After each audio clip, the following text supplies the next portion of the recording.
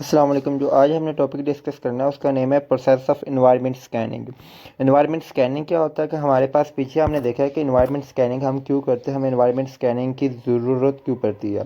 हमने अपने effective utilisation of resource, जो हमारे रिसोर्स है हमने उनको अच्छी तरह से उनको यूटिलाइज करना, उनको इस्तेमाल करने के लिए सेकंड प्रोसेस हमारे पास है। हमारे पास जो हमारी ऊपर हमारी थ्रीट्स जो हमारे हमें आती हैं मुश्किलात, उनको अपॉर्चुनिटीज़ के अंदर चेंज करने के लिए हम लोग एनवायरनमेंट स्कैनिंग करते हैं। इसके अलावा यूज़फुल फॉर मैनेजर, ये मैनेजर के लिए काफ़ी ज़्यादा यूज़फुल होती है क्योंकि हम मैनेजर ने बहुत सारी प्लेसेस बनाने होती है, उन प्लेसेस को बनाने के लिए उसको एनवायरनमेंट स्कैनिंग की ज़रूरत पड़ती है। आगे हमारे पास स्ट्रेटजिक मैनेजमेंट। स्ट्रेटजिक मैनेजमेंट क्या होती है कि हमारे पास एक स्ट्रेटजी के तहत जो मैनेजमेंट की जाती है, और वो स्ट्रेटजी के तहत मैनेजमेंट तब स्टार्ट होती है जब हम लोग एनवायरनमेंट स्कैनिंग करते हैं। आगे हमारे पास है कॉन्स्टेंट मॉनिटरिंग ऑफ एनवायरनमेंट। आपने कॉन्स्टेंट मॉनिटरिंग ऑफ एनवायरनमेंट करेंगे तो आपको अपनी प्रीवियस एनवायरनमेंट के बारे में और आगे नेक्स्ट, जब आपको प्रीवियस एनवायरनमेंट के बारे में पता होगा तो आप नेक्स्ट आगे अपने कस्टमर की प्रेफरेंस टेस्ट और उसकी हमारे लीगल पॉलिसीज लेटेस्ट पॉलिसीज को चेंज कर सकेंगे, और आपकी जो अपॉर्चुनिटीज़ आप उन अपॉर्चुनिटीज़ को नैरो डाउन कर सकेंगे। आगे हमारे पास ऐसे कौन से प्रोसेस है जो हम लोग एनवायरनमेंट स्कैनिंग के अंदर यूज़ करते हैं। फर्स्ट ऑफ ऑल प्रोसेस है हमारे पास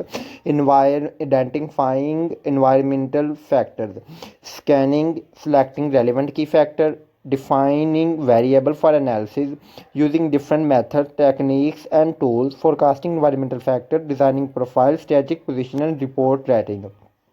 आगे हम इनको एक एक करके डिटेल के अंदर डिस्कस करेंगे। Environmental analysis process is not a static but a dynamic process. Dynamic process क्या होता है कि हमारे पास एक ऐसा प्रोसेस होता है हमारे पास डायनामिक, जो कि चेंज होता रहता है, जो कि हमारे पास सिचुएशन के हिसाब से चेंज होता रहता है। इसमें डिफरेंट डिपेंडिंग ऑन सिचुएशन, ये सिचुएशन के ऊपर डिपेंड होता है कि सिचुएशन कैसी, सिचुएशन के लिहाज से ये चेंज होता है। How general process with few common steps can be identified as the process environmental analysis they are. सबसे फर्स्ट प्रोसेस है आइडेंटिफाई इन्वायरमेंट। आपने हमने पीछे कितने भी इन्वायरमेंटल फैक्टर पढ़े, उन सारे के सारे इन्वायरमेंट फैक्टर में से आपने एक इन्वायरमेंट फैक्टर को सिलेक्ट करना है।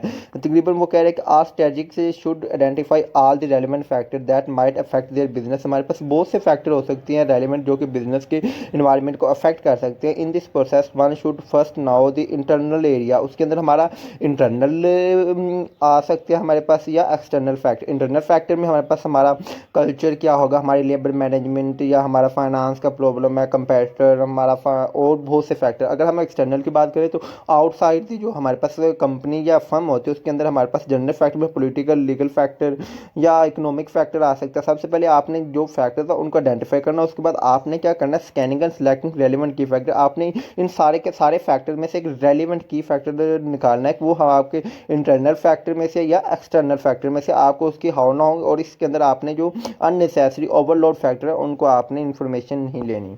उसके बाद डिफाइनिंग वेरिएबल फॉर एनालिसिस, आपने क्या करना है, वेरिएबल एनालिसिस करना है। अब आपने एक फैक्टर के आगे भी वेरिएबल, वेरिएबल क्या होता है, एक फैक्टर के बहुत सारे आपके पास बुनियादी, या कौन सा फैक्टर का कौन सा हिस्सा आपके बिजनेस को इम्पैक्ट कर रहा है। जैसे अगर हम लोग बात करें इकोनॉमिक फैक्टर, इकोनॉमिक फैक्टर के अंदर जीडीपी आ जाती है, पर कैपिटा इनकम आ जाती है। अब आपको पर कैपिटा इनकम की वजह से आपका बिजनेस फर्म अफेक्ट हो रही है तो पर कैपिटा इनकम। अगर हम लोग पॉलिटिकल की बात करें, पॉलिटिकल स्टेबिलिटी भी आ जाती है, इंस्टेबिलिटी रियलाइजेशन आ जाती है, उसके अलावा रिलायबिलिटी आ जाती है, इस्तेकाम है कि नहीं पॉलिटिकल के अंदर। ये दोनों फैक्टर, इन दोनों में से आपने ये डिसाइड करना है कि आपके पास कौन सा फैक्टर आपकी इन फर्म को डिस्टर्ब कर रहा है। इसके अंदर आपने रेलिवेंट वेरिएबल की फैक्टर एनालिसिस करना। उसके बाद है using different method techniques and tool. अब आपने डिफरेंट मेथड्स को, टेक्निक्स एंड टूल को यूज़ करना। हमारे पास एनालिसिस करने के लिए तीन मेथड है। फर्स्ट मेथड है सिनेरियो बिल्डिंग, सेकंड मेथड है benchmarking and network method. First है सिनेरियो बिल्डिंग। क्या जैसे हम किसी भी चीज़ का सिनेरियो क्रिएट करते हैं कि बिजनेस के अंदर इस चीज़ का हमारे पास इफेक्ट, हमारे अंदर पास एक पूरी इमेज, पूरी ओवरऑल पिक्चर क्रिएट हो जाती है इफेक्ट की। और जबकि ये फर्स्ट इफेक्ट आप या तो ऐसा करके एक पिक्चर क्रिएट कर ले, एक सिनेरियो क्रिएट कर ले कि हमारे बिजनेस के अंदर ये फैक्टर है। और सेकंड है bench marking.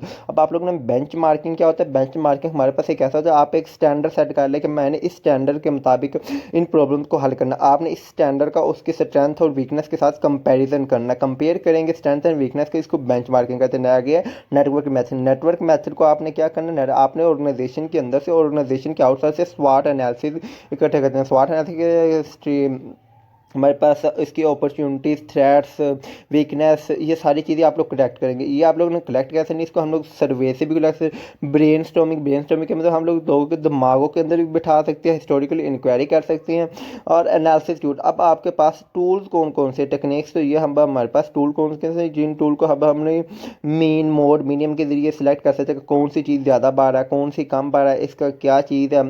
Finance and equity के जरिए counting mostly probability leader and some other financial tool, इन टूल्स और इन टेक्निक्स और मेथड को यूज़ करते हुए हम लोग अपना इन्वायरमेंटल फैक्टर को हल करने की कोशिश कर सकते हैं। आगे हमारे पास फोरकास्टिंग इन्वायरमेंट। अब आपने क्या करना है, जितना भी रेलिवेंट डेटा कलेक्ट किया इन वेरिएबल्स के बारे में जो हमने पीछे पढ़े थे, अब आपने इनके पास्ट इन्फॉर्मेशन को जानते हुए, अब हमने ये सारा क्या पास्ट इन्फॉर्मेशन लिया, इन पास्ट इन्फॉर्मेशन को जानते हुए अब आपने फ्यूचर के अंदर जो ऑब्जेक्टिव या स्टेप्स उनको एनालिसिस करना है, डिज़ाइनिंग प्रोफाइल करनी है। अब आपने क्या करना है, अब आपने जितना कुछ भी कटे किया आपने उसके एक प्रोफाइल के अंदर डिज़ाइन करना, आपने जितना कुछ भी लिखा आपने उसको एक रिकॉर्ड करना, आपने उसके अंदर एक रिकॉर्ड करना। रिकॉर्ड कैसे करेंगे, अब आपके पास जितने भी वेरिएबल है, पर कैपिटा इनकम, जीडीपी आई है या स्टेबिलिटी है, जितने भी फैक्टर्स आपके पास आए हैं उन सारों को आपने लिखना है राइट साइड पर, और जो आपके पास होंगे इसके positive, per capita income positive है कि नेगेटिव है, लोगों का जीडीपी इस टाइम क्या जा रहा है वो पॉजिटिव है या नेगेटिव है या न्यूट्रल, उनको आप लोग राइट साइड पर लिखना है स्टेटमेंट के आगे। इंटरनल एरिया रिकॉर्डेड, अगर आपके कुछ हमारे पास इंटरनल एरिया में से आ रहे हैं, अगर कंपनी के अंदर के कुछ हमारे पास फैक्टर डिस्टर्ब कर रहे हैं कंपनी को, तो वो आप लोग उसको एक अलग प्रोफाइल बनती होती है, स्ट्रेटजिक एडवांटेज प्रोफाइल सैप के अंदर इसको लिखते हैं। अगर वो एक्सटर्नल है हमारे पास इन्वायरमेंट के, तो उसको ETOP environmental threat and opportunity profile के अंदर, और इनके सभी को दोनों को मिलाने के बाद एक प्रोफाइल बनती है जिसे कहते हैं strength, weakness, opportunity and threat स्वाट प्रोफाइल, जो इन दोनों के मिलने से बनती है। और लास्ट बचा था स्ट्रेटजिक पोजीशन रिपोर्ट राइटिंग, जो भी काम आपने पीछे के इन सारे के आपने एक रिपोर्ट राइटिंग बनाई थी, जो कि हम लोग ने आगे फर्दर हमारी जो मैनेजर्स है, जो हमारे डायरेक्टर हैं, जो CEO कंपनी को, उनको प्रोवाइड करने थे। After preparing the profile strategic prepare formal report that describe the business environment, जो कि बिजनेस एनवायरनमेंट को डिस्क्राइब करेगा। The report might present issue and best strength of business environment based on the report structure strategy can be more effectively.